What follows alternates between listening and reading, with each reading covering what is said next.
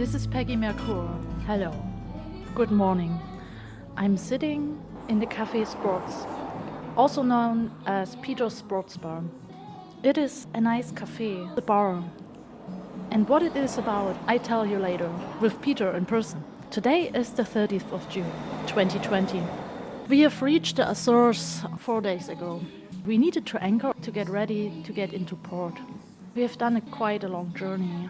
It was about 8 weeks from Mexico, Veracruz. This was our last cargo operation. During the corona crisis, we haven't reached land anyway. The last time I stepped ashore was on the 1st of March. 4 months later, I'm ashore again. Having this idea, having this big wish, this big hope to feel home again, ashore home again. The Avontuur is a great sailing vessel, a cargo vessel with gin, with rum, with coffee beans and cacao. It's the mission zero. It means over 60 tons of cargo actually. We've loaded yesterday the gin of Peter's place and now I'm coming down. It took me quite a while and we didn't have anything else than our little community of 15 people on the Avontuur. We have been through rough weathers, stormy winds, calm, quiet sea, without any wind. We were drifting some days. We had beautiful stars above us, glowing whales below us during the midnight. And now I'm finally having fresh juice. I was so looking forward to go to this place. It is an emotional place. Peter's Sports Cafe is home for generations of many sailors. Since 1918, it is in front of the marina in Horta, on the Azores. It belongs to Portugal. It is a spot where I am very happy right now because I can decide what I want to drink, when I want to drink. I am still on watches, of course. We are taking care for our Avontuur. But now I have just the great luck to be in a bar. What a historical place. I'm looking on different kind of flags, different pictures of old sailing vessels of older times. I can smell the history. And every spot is covered with a little kind of personal background. Also postcards. And I look right now on our postcard. It says Timbercoast Avontuur 2017. And next to it, it's the Tres Hombres. So we are on the same spot. It is behind a glass window, protected. It shows grey pictures about fishing, about whales, about catching whales. It's overwhelming. I have tears in my eyes because can you imagine out there? You haven't stepped ashore. You missed kind of the corona crisis. You're just receiving information if you're a little bit closer to the coastline. But we have been the most time on the Atlantic, so we didn't even receive messages. And then you have the big luck to get some fresh food, new provisionings, to have organic, local-based food. It was not always possible to have this choice, of course. Not during the corona crisis. Of course not. In front of me there is a big map with the whole world. Pictures of sailing vessels, of captains smiling, shapes of whales, of dolphins. To relax, to realize what we have discovered so far, what I have discovered so far. What it made to my soul to be far away from home, to be separated from my family and having no Wi-Fi, no connection. To get calm, to realize what life is really about and what nature is about. And I was observing a lot. The waves, the colors, the shapes, the sky, the stars, the fish, the turtles, the jellyfish, the manowar. Our ship, of course, our sails, our canvas, how it behaved, and also our crew, how we grew together. They wanted to step ashore after 1 or 2 months. They didn't expect to stay on the ship that long. More than half a year when we will reach Hamburg. Connie is waiting for us. He's looking forward to see us. And today I'm speaking to Peter, the third generation of this historical place. Let's see what Peter is about to say. Let's see what the background is. Soft stars that glow, and I'm dying to hold you again. Sailing home, yes I am sailing home. Hey Peter.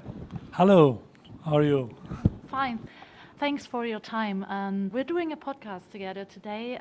Your place is quite famous for us. We are from the Avontuur. Our crew was looking forward to come actually to your place because this is a home for sailor, Peter. And you're the third generation. The podcast listeners maybe have never heard about you.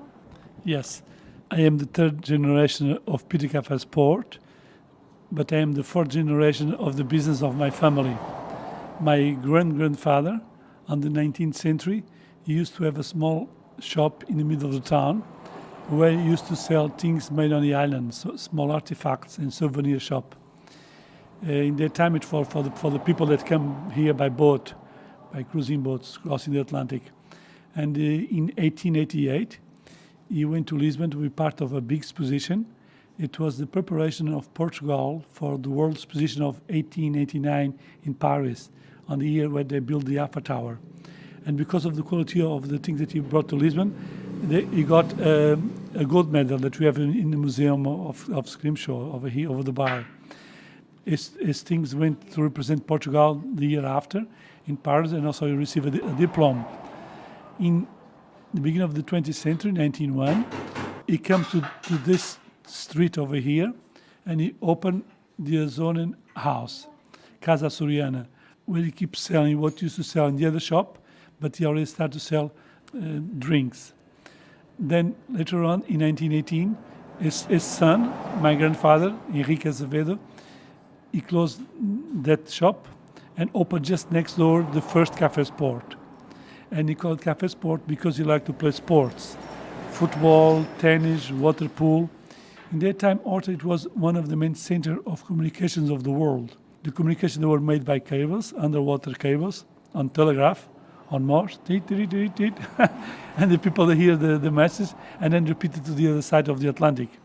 On the island, there were 4 companies, 2 small ones, one from America and from Italy, and then 2 very big ones, one from Germany and one from England.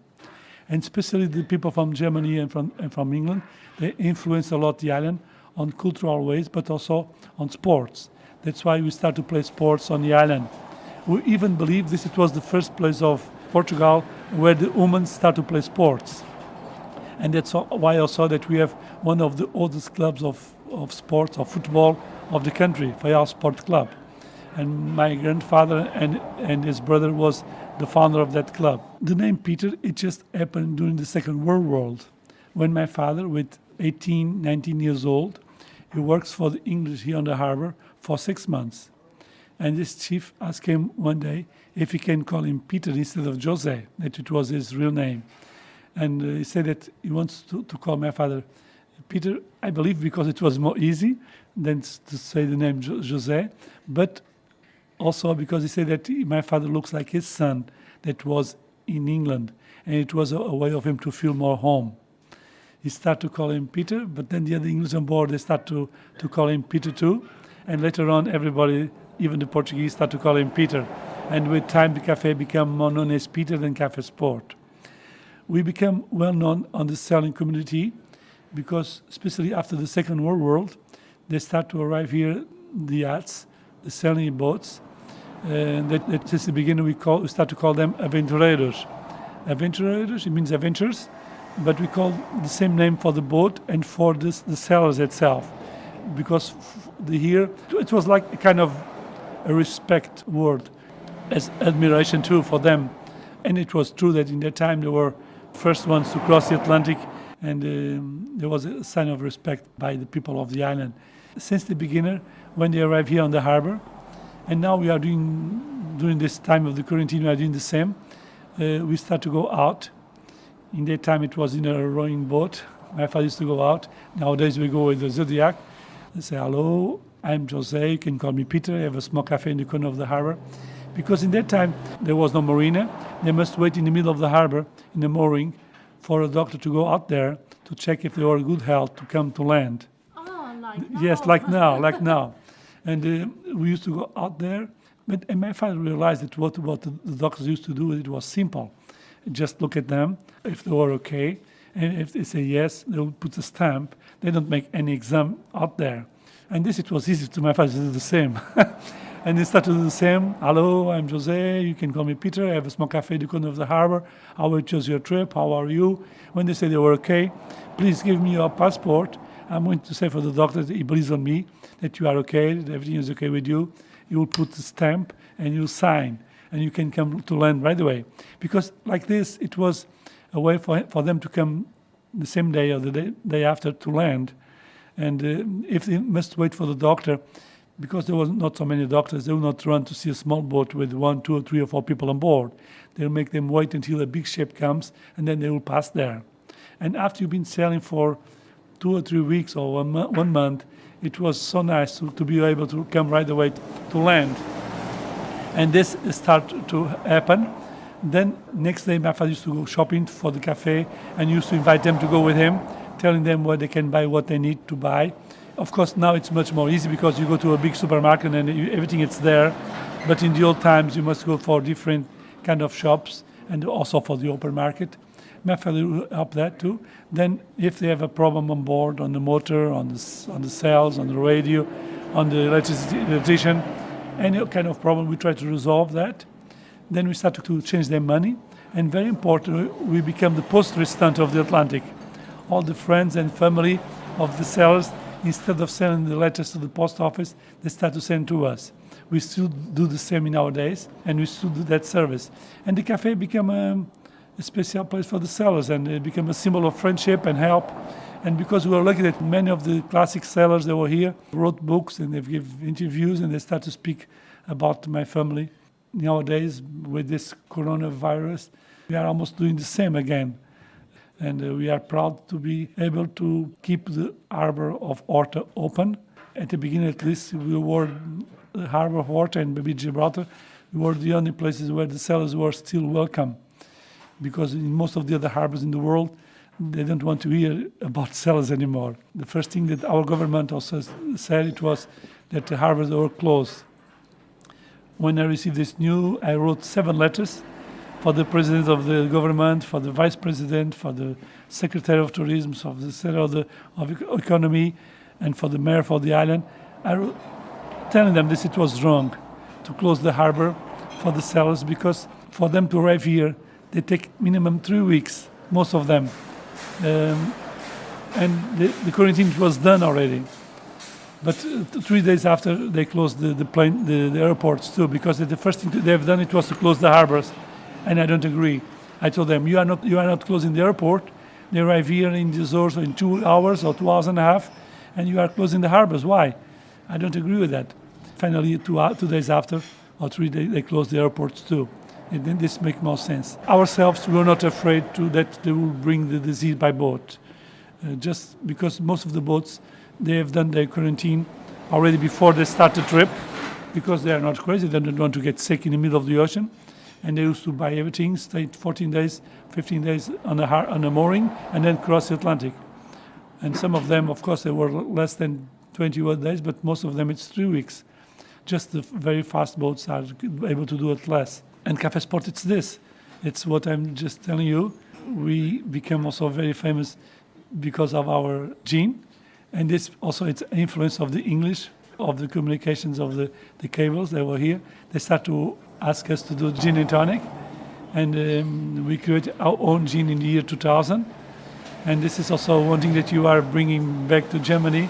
It's our gin du mar. Gin du mar means gin of the sea, but also it's its first three letters of maracuja. Maracuja, it's passion fruit. Passion fruit, it's a mix that we do with gin and passion fruit liqueur from the island. And it's having lots of success, the gin, and we are very proud that it's getting in Europe by a selling cargo ship. That's really nice. How is it for you to be called Peter, and how does your family actually call you? Yeah, of course, my family, they all call me José Henrique. My grandfather was Henrique Azevedo, my father José Azevedo, and I am a mix of the both of them. I'm José Henrique Azevedo, but my closest friends, of course, they call me José or José Henrique. My wife or my kids even call me another smaller name, just Zeka. But I'm very proud when they call me Peter. It keeps the tradition of the family, of my father. I have the first real Peter on the family. My oldest son, it's called Pedro, it means Peter. And this one is the real one. But of course, I'm very happy that they call me Peter. I see a picture just behind you. It is an old black and white picture. Who's on the picture? My grandfather, my father, and me. I have 13 years old. That's it in 1973. And it's interesting, this picture, because the photographer who took it, it was a French photographer. He works for magazines. And 40 years later, he have come back. And he took a picture, and he made a very good article in the Voyage, a French magazine, and he called it Peter Café Sport, the most mythical cellars bar of the world. It was very, very nice. I like him very much. He's not just a journalist, but he's also a seller. What is one of the stories you would like to share, and what touches your heart? I tell you one, it's not really a seller, but it's a German man that was working here before the Second World War. Just the year after the wall of Berlin falls down, just the next summer, it arrives here an old man in a suit with a tie, white shirt, and he starts to speak with me, and he say, I have lived here when I was 19 years old. I was working for the cables from the German company, and I have a very good life over here. The war starts, and the Portuguese send us to Lisbon, and then from Lisbon we went to Germany. After the war, I was in the east part of Germany, and I was not free anymore to travel, but all my life I've been dreaming to come back to this island, because I have had here the most happy years of my life. I always dream with the sun, the weather, I dream with the fruits. For me, it was really my paradise, this island, Faial. And now that the war came down, now we are free again to travel. It was my first time I came out of Germany. It was to come to this island. And if you look at this suit that I have dressed, it was bought and made here on this island. A tailor on this island made this suit when I was 19 years old. And I'm still using it to keep my dream alive. And I'm so happy to come back. And believe me, it was a huge history. It was happy to see him here. At the same time, it was sad to hear this man saying that it was his happiest year of his life, because his life is past. Okay, maybe another 10 or 15 years, but most of his life have passed. Another story from sellers from the same kind of time. It was also, I think they were from Yugoslavia in that time. And this is also before the revolution in these countries. And he was here, a Spanish seller. I've met them here, and then he wrote a book about this trip called The Deep Blue. And he said that he met these people here in the Café Sport, and they were telling him they were not really free to sell. They were allowed to come out of the country to sell for 6 months. They went to make a trip from Europe to the Caribbean, and they were coming back. But during that time, they were not allowed to know what's going on with their family. It was a way of the government to make them come back to the country. And the Spanish writer say, how can it be possible that I still in the 20th century find slave people, slave sellers, and especially here in this cafe, that it's the symbol of people that travel the world without frontiers of race, of colors, of religions. How can it be possible that it's still nowadays I find this kind of people here in this cafe? And this is a nice story. There is also, of course, a few sad ones. I remember a couple from Holland. He was with a young child, a young boy of maybe 8, 9 years old, really smart. He would speak very good English, and he was here always playing with me and my father in the cafe. We like him so much. And then they left here, and some weeks later, we received a letter from them. The kid have disappeared at the sea. And when they were sailing, they just come out of the boat and they don't see the kid anymore. And they were yelling for him with his name. They never see him anymore, not the body, nothing. They believe because he was really so smart that maybe he saw some dolphins and tried to touch them. They don't know really what happened. And this, it was also a very sad story for me. The couple, some years later, I saw they've got divorced. But then there is, of course, nice stories of people who arrive here and they receive the other news, the good news. That in the old times, they were not so easy to communicate. They write here, they read the letter, and people who met here, they have not seen each other for a long time, but they met here in the cafe. Yeah, there is all that kind of stories that they are nice. I remember I saw a story from a crew of a race boat. It was a boat from Switzerland, and they were training to go around the world race. They arrived here in a Sunday, and here on the harbor, I went to see them, and also many other people when they went because it was a really nice boat, nice yacht, very racy. I just say I'm from Petit Café Sport. Did you need anything from us? And he say, yes, I need something. If you can get me a pillow, because I forgot to bring a pillow, and I've been sleeping so bad. And I say, okay, I will try it. It was Sunday, in that time nothing was open. All the businesses were closed at Sundays. I went home, I asked my mother. I said, yes, I have here a new one. And she just gave me a new pillow, and I went to give it to them. And I really think I have make a big difference on this man's life. I think that you will forget more easy the papers from the tourism office, but you will not forget what Café Sport just did to him.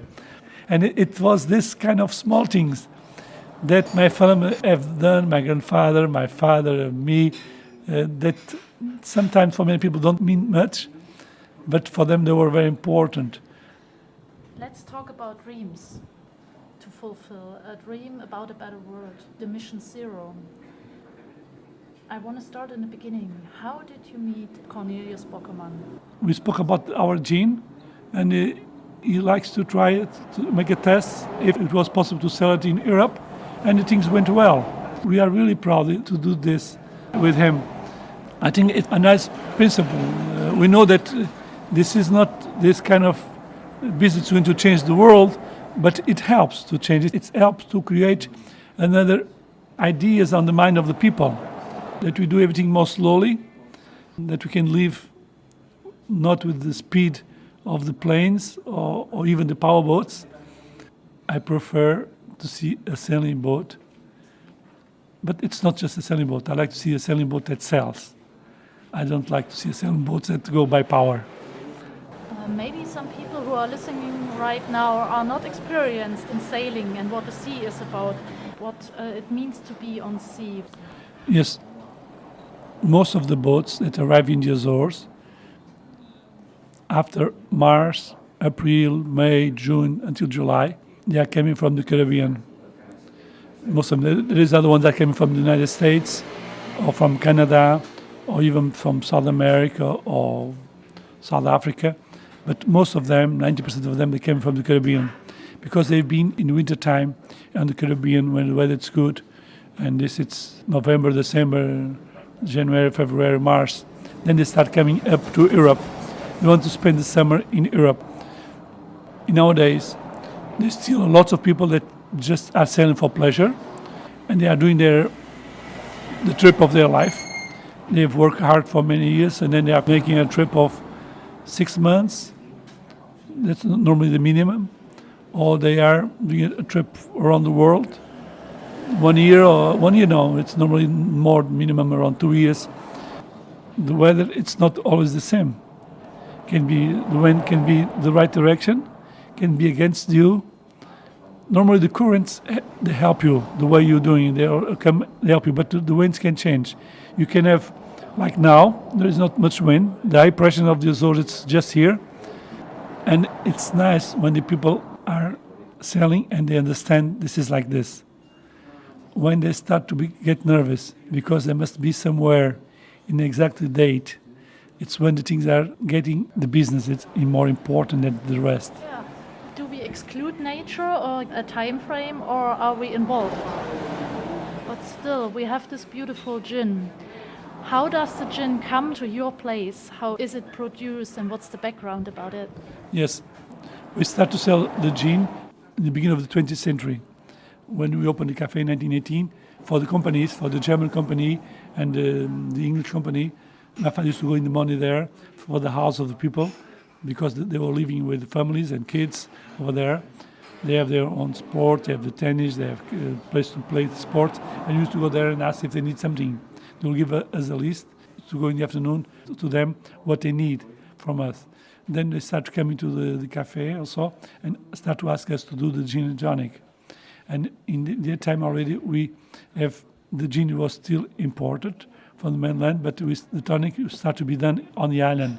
Then the tonic water start to be imported too from the mainland. And the gin, we used to work most of the time with Gordon gin and then with Schweppes. But our gin started to become very famous the way that we made it. First of all, we measure everything. Not like in a disco, in a bar, where you just put by eye your gin and your tonic. Everything we have done always with measuring the gin, like nowadays most of the bars do.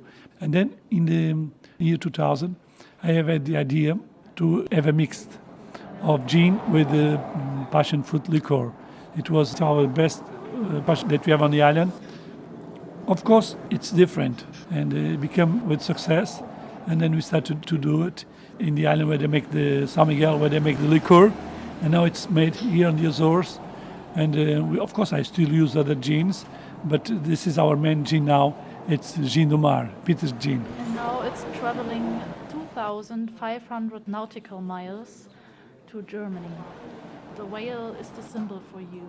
Was it always the whale, and what's the background of this symbol? Yes, the first symbol of the Café Sport, it was the eagle. It's this eagle that you have over the bar. This is one American eagle, and this it was an eagle from American whaler that came to the rocks here on the island. And then my grandfather bought this eagle, and it became the symbol of the cafe when you open the cafe. This it was outside of the bar. The last picture I saw with this eagle outside of the bar, it was taken in 1958 by a French sailor. The first man went around the world alone against the winds, Marcel Bardieu. And he wrote 2 books about a trip called Au 80 d'Avontuur. And when he speaks about the island of Faial, the name of the chap, it's The Stop at the Paradise. He liked it so much to be here. I like to say it was not so hard for him to like it to be here, because he was coming from New York. And I can imagine French sailor that don't speak English in New York can be a hell for him. That's why for him it was so nice when you arrive here and you like it so much. It's the last picture I've seen with the eagle outside the Café Sport. It was in 1958. Then later on in 75, when we opened the second Café Sport, we have put the eagle already inside over the bar like it is there. And in that time, in 75, for the first time, one man that do artifacts in whale bone and whale teeth, he offered us a whale that we put it outside the cafe in the front. Because after the Second World War II, whaling, even before already, but after that, very important, for almost 50 years, whaling in the Azores, it was a very important industry. All the islands have done whaling. And for 50 years, the main reason for whaling it was to do the oil that we used to export to America and to Europe. The oil at the beginner, it was used for just in the 19th century, for example, it was used on the main cities of the world, like Paris, London, Lisbon, Berlin, any big city at night. the oil, it was used for illumination. After that, with the Industrial Revolution, it was also used for the machines. And later on, it was used for many other things like petrol nowadays. This became a very important industry. And the only way that we have catch it was the sperm whale. And we have 24 species of cetaceans. 6 are dolphins, the rest are whales. But the only one that we have catch it was the sperm whale, because when she was dead, she would float. She will not sink. And because we have always catch them in a very traditional way, always with small boats and with harpoons by hand, we are not able to catch a whale that start to go down. That's why we have just catch the sperm whale. And the people start to use the teeth of the sperm whale to do scream show. Scream show, it's the name of this art. And this art, it starts on board of the whaling ships when they were in the middle of the ocean. The first people to do whaling in Europe, it was the Basques in Spain, then the French, then Holland, then other countries in the north of Europe, later on the English, and later on the Americans. I'm speaking about traditional whaling. And when they were in the middle of the oceans for months, and if there was no rain, they would stop in the middle of the ocean. And to occupy their time, the captains incentivated the crew to do this art, the scream show. And the technique for the scream show, it's like this. First, the teeth are polished. Then they put black ink. Nowadays, they use China ink. On the old times, they used when they make the oil on board of the ships, what it was burned to cover the teeth. And the teeth becomes black. You get a black surface. Then with a piece of metal, very fine and strong, even a knife, they start to engrave. And they start to open small lines on the teeth. Because everything was black, all these lines, they become white. It's the negative. It means that the picture that you do there, it's a strange picture. If it is a face, like me, for example, all my hair was become white, my face was black, my eyes were white, it's the opposite color. It's the negative. When it's finished the negative, and this takes a long time to do the scream show because you are engraving for a long time. When it's finished the negative, you put more ink. The ink goes into the lines. Everything gets black again. When it's dry, you polish with the cloth humid. The ink it's on top comes out. The other one it's on the lines, it stays. And you get the positive. It's really hard to do the scream show, at least for 3 reasons. First, because you work in a negative way. Second, because it's not smooth, it's really hard material. And third, you cannot make any mistake. Not like painting that you can cover up. Here you are engraving. You must, if you make a mistake, you must start everything again from the beginner. That's why it takes too long to make a good scream show. And scream show, it's a name that we don't know exactly why it happens this name. The English and the Germans, in the English and the Americans, they like to say it's a mix of 2 words. Scream and show. Scream, the noise it makes when you're engraving, and show what you see after. But it's not well written. That's why I don't like this explanation. I prefer another explanation that say that in Holland there was an old Dutch word, screamschunder, that means lazy. Somebody don't want to work. And it's true that when you're doing a scream show, you look like that. You are sit down for many hours, engraving the teeth. And if you are in the harbor, it will be very easy. Anybody don't know what are you doing to call you a lazy person. That's why I prefer this explanation. But we don't know really how it starts. But because we start to sell this here in the cafe, after the volcano of 57, 58, a big, huge eruption that we have here in this island, Faial, many people lost their houses and fields to work. And the United States, they opened the doors. And it was possible for us to immigrate to America really easy. And from 30,000 people that live on the island, 15,000 went away to America. And half of the population, and most of them young. And my father started to realize, and he started to believe, against the opinion of most of the people, that when it was going to finish. Not because there was no voice, like everybody was saying, but because there was no people who wanted to do it. And he was right. And he was right because my father, he knows the reality of the life of the whalers. He knows, first of all, they were always poor. They never have money enough. Because what they received from the whaling, it was not much. For 6 months, they were buying everything for their house on credit, on the book. And just in the end of the year, when they received the money from whaling, from the oil, they were able to pay for the shops what they've ordered before. And my father know this because when he used to go to this island in front of us, Pico, or in Faial, when you go to the village to buy teats, to do this art of scrimshaw, they used to meet the whalers, and my father would wait the teats and he paid them right away on cash and divide the money between them right away. Because this sometimes it was the only money they received for 6 months. It was the money from the teat, from my father and the other ones who buy the teat. The money from the oil, it was most important, just arrived in the end of the year, sometimes the year after. That's why when they start whaling again the year after, because the whaling was just made during 6 months. That's why my father know that first, many people have died whaling, not because the whales are aggressive, they are not, but because they are very strong and very powerful. And many people have died on whaling, but they were always poor. It was not a good life. That's why my father believed this will finish. And he was right, because 25 years later, after the volcano, because before the volcano we have 40 boats, 40, just on this island whaling. When we stopped whaling, there was just one boat. 25 years we come from 40 to 1, and then we stop in 84. In the other islands in 75, they've already stopped. There was just 3 islands. In 75, Flores, it's one island stops. Then 1980, Pico stops, and we stop whaling 84. But when we stop, just one boat, and it was not anymore so important like before.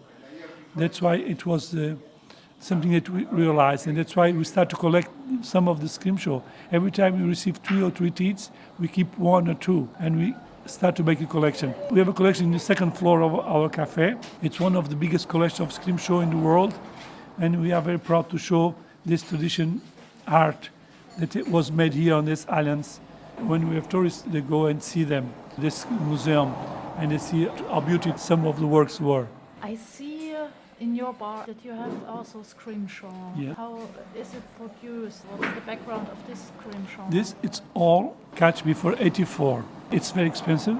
Every year it gets more expensive, 5% more every year. And the only reason why I have still some teats, because in the 80s, to build this house that we are here, we sold for English couple 1,000 kilos, 1 ton of whale's teeth to help us to do this building.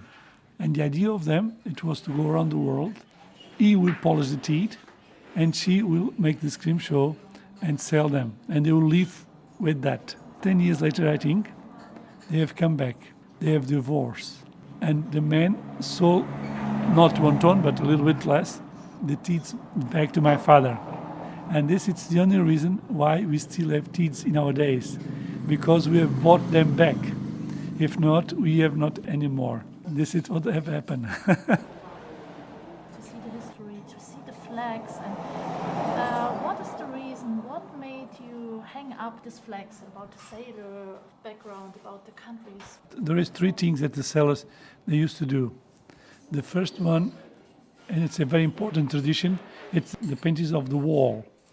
In the old times it was the dark wall of the harbor, and they used to paint there.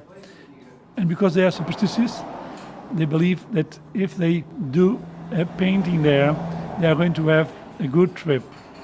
They all start to do a painting on the wall, the black wall of Horta, of basalt.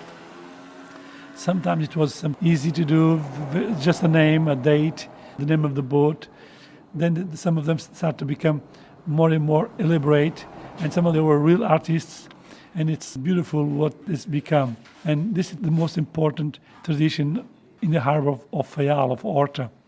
The second one, it was a gift. They start to offer us the symbol of their boat, a small flag of their club or their boat itself, or sometimes the country, with their name, also a signature or the date. And also it's our logbook. We have also a logbook where the sailors, they write something, and this it was the main traditions. All these things, they start, we never know who starts before, who the first one it was, but for a long time this has been happening, and we keep all the flags. Of course, the first one, they are too old and too dark, because in the old times when it was possible to smoke in the cafe, they become more or less destroyed, or really very dark because of the smoke, but in nowadays they keep for longer. And this is also a very nice tradition that we are very proud to see here in the walls of Cafe Sport. This year, during the quarantine, for 3 months, I don't have any sellers on the island because the last sellers, they were here. It was 16th of March. I took a picture with them here in the cafe. I know that next day the harbor was going to be closed. And I took a picture of them. They were a group of young students in the sailing school boat from Holland. The students, they were from Kazakhstan. It's a country that don't even have the sea. But for some years they are trying to make a merchant navy.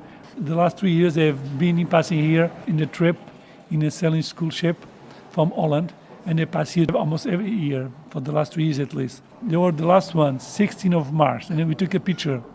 Exactly 3 months after, 16th of June, I take again 4 pictures with 4 different yachts. They were the first ones to be able to arrive, to come to land after the 4 tests they have done, and the results, they were negative.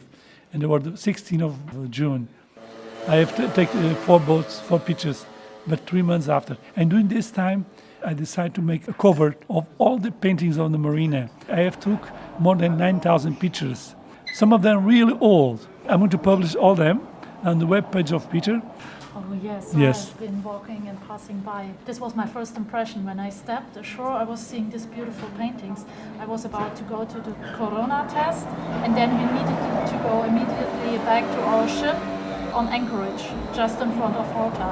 And I've heard about this place, about your cafe, your bar, and I was thinking like, we will be there. I just have to wait. The sea told me to be patient. It doesn't matter what time. But then we had this nice evening. You were sending us out a message with your boat, with your little motorboat, and there were 2 guys with special hats in a white whole dress for safety reasons, and they were bringing us fresh, nice drinks from ashore. This was just a moment everybody celebrated on the Avontuur, and I would like to say thank you so much for taking care for the sailors.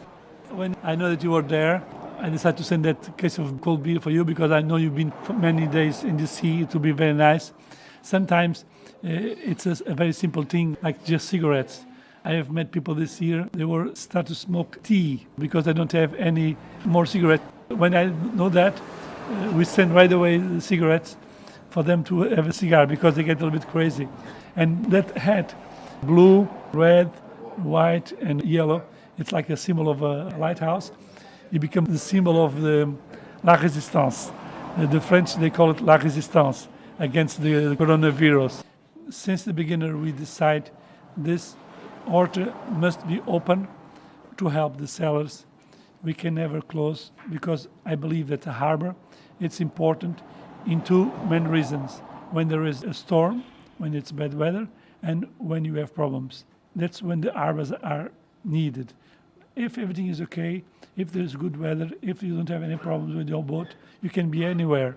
And for me, it was impossible to imagine that Horta was going to be a closed harbor. I decided since the beginning, even if I go in my kayak, I will go out. I was lucky that the port of the captain, we wrote a letter for him, and he understand very easy that yes, you can do that, you can go out and help them. The yacht club also, they will understand that. They give us that Zodiac with a nice name, Henrique Tabarly, yellow one. And this we start to do since the beginning, to go out. Very simple things. Even, for example, a French woman asked us a test for pregnancy, see if she was pregnant, and she was.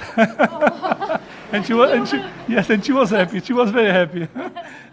Things like this, very simple things, but for some people can mean a lot. Or something for your phone to be able to call home, or just water, or something for the pharmacy, and just to have a nice hot meal when you arrive here without almost any food, and you go straight out, give food to them, even just hot soup. And that's what we Cafe Sport means for the sailors. It's what we really like to do. And that's the reason why I have keep going with the Cafe Sport, and now my sons are helping me too. And the main reason it's really because we mean something for people, and it's really nice.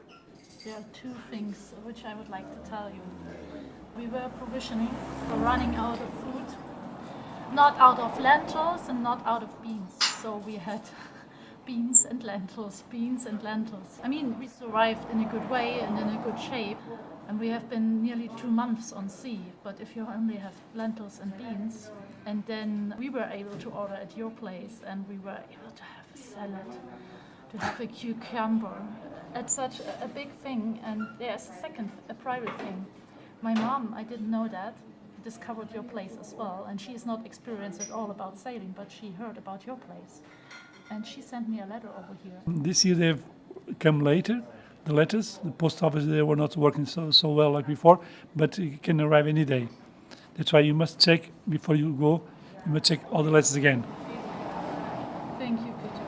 Is there anything you wish for? Now I just wish that this problem with this illness of corona goes away, that we can return to more normal lives, and just say to the sailors that they are welcome in Faial, in Horta.